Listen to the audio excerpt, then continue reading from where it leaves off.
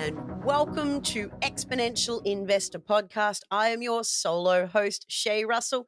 Sam is not with me today, which, as you know, when Sam is not with me, I see it as a perfect opportunity to talk commodities. Now, this week for everybody, it sounds like if you've been reading Exponential Investor newsletter that I write, you might think that I have forgotten about commodities, but that is actually not the case because I have been writing about inflation this week, and I am going to be writing about it into next week because the causes of the current inflation in the UK are a complicated beast and can't just be summed up in one newsletter or one podcast. Now, for those of you who did catch what I wrote on Thursday, I basically said that perhaps the Bank of England isn't to completely blame for the current cost of living crisis in the UK. Now, undoubtedly, they have made some absolute foul ups and they should have raised rates far sooner than they did. They are responsible for those things. They kept money too cheap for too long and allowed the misallocation of investment. The problem is they are not entirely to blame for the cost of living crisis. Now, two of the biggest components to the CPI in the UK are food and energy costs. Now, recently I read, I think it was this week, I read that this time next year, the average person's energy bill in the UK will have increased by 80%. Now, that is an incredible and unfathomable amount coming out of people's bank accounts each week to pay just to keep the lights on. In fact, there's actually been a couple of polls done recently to suggest that people are unlikely to be running heaters during winter because the cost of energy is just too high.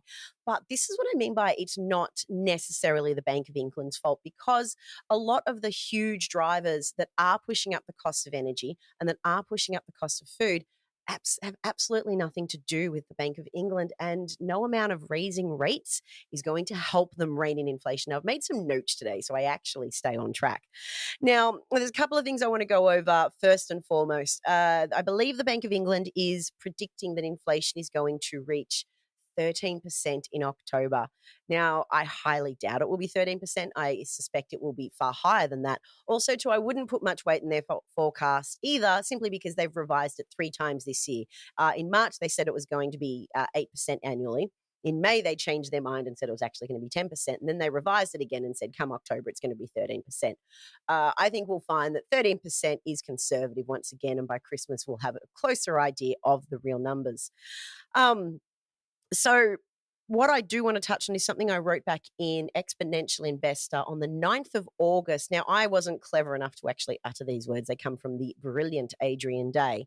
And he said at the the Rural Investment Conference that I was at in Miami back in July, that commodity prices feed into producer prices, which feed into consumer prices.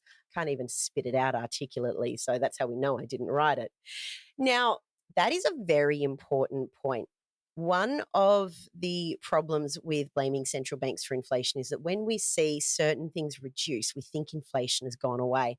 And petrol is a great example of being direct. The petrol price, the price you pay at the pump, is directly or it's quite reactive to the oil price. And the reason for that is from essentially well to pump, so, getting it out of the oil well and getting it to market and you putting in your car, is a 2 to 4 week time frame.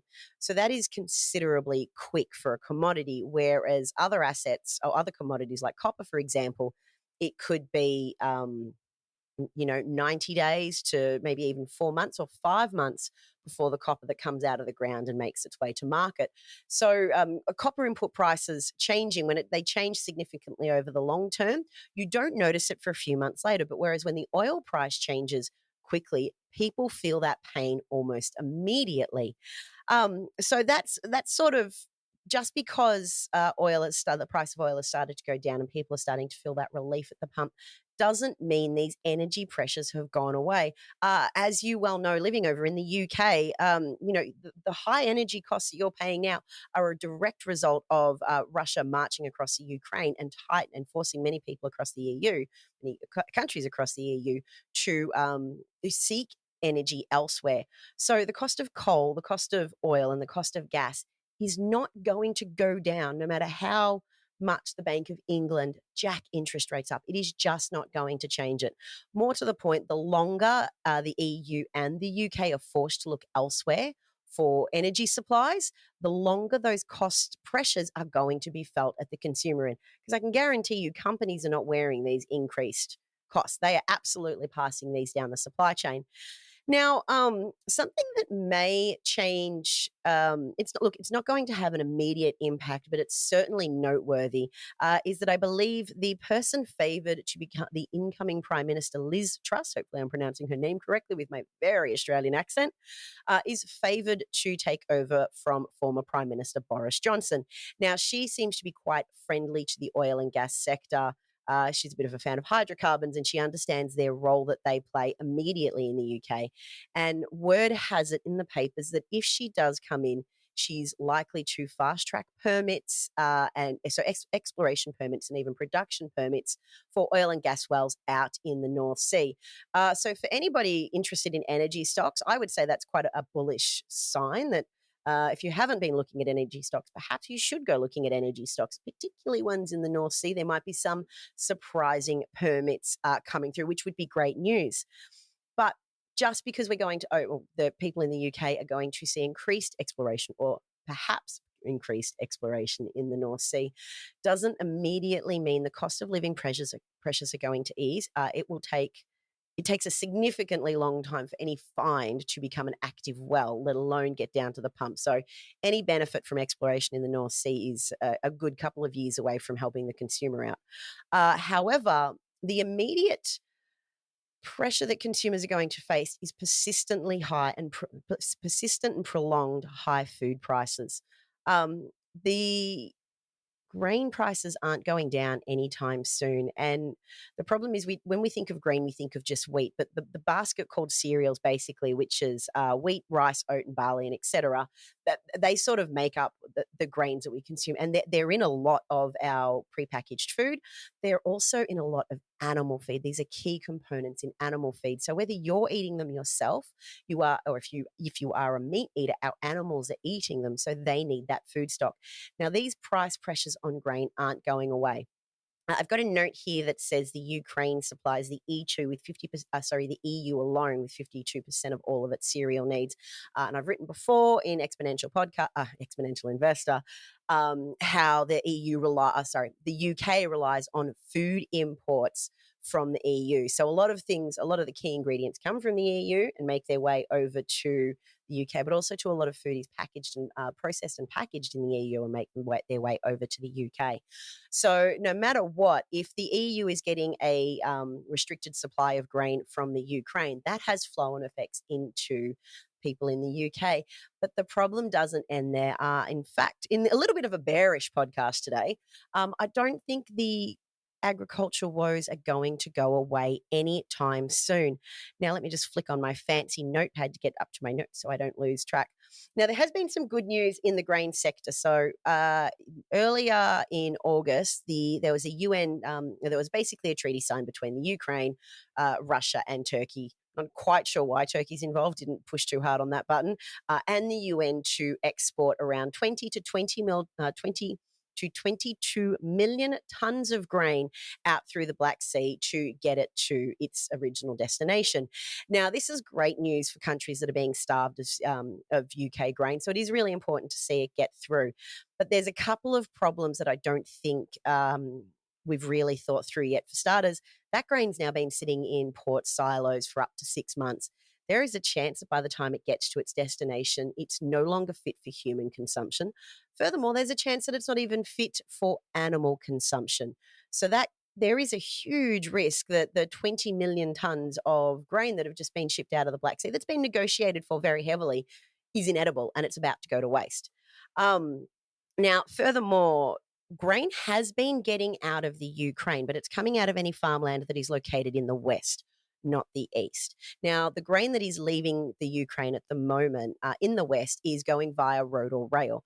Now, that is driving up costs because it's much more expensive to ship it that way because you basically can't ship it in bulk. It's got to be done in smaller batches. So there is grain leaving the UK, but it is leaving the UK at a premium compared to this time last year. Now, there's two compounding problems here, and I don't think investors have fully factored this in what this means for food and food supplies. This isn't to cause alarm for anything either, by the way. This is about making sure that you are prepared and you understand the environment that you are investing in so you can make better decisions. Now, the third problem that I've got, oh no, actually, I think I've got three more problems here. So let's go through them. Um, so the planting area. Up to a third of the Ukraine's wheat planting area has been lost to the invasion. So we're now basically relying on 2/3 of the planting area to feed the same amount of people that it was before. Now, the next point I would like to make to this is that the port bins need to be completely emptied in order to fill up for next year's harvest. Now, normally this wouldn't be a problem because there's obviously those many months between the grain leaving the port and the new grain coming in. We don't have that this time. It's still going to take a considerable period of time, let's say a few months, to empty the grain that is in the UK, that is in ports by the Ukraine, to get to its final destination. But they need to be emptied properly. They can't just be dumping new grain on top of old grain. They need to be actually emptied and cleared because it's been sitting there for so long. We don't want to risk, obviously, any contamination. I'm not actually sure what the cross-contamination scenarios for grains. I might look into that and come back to you on the next one. But nonetheless, they need to be adequately emptied and cleaned out in time for the new harvest. So there is actually a risk that they won't be emptied in time.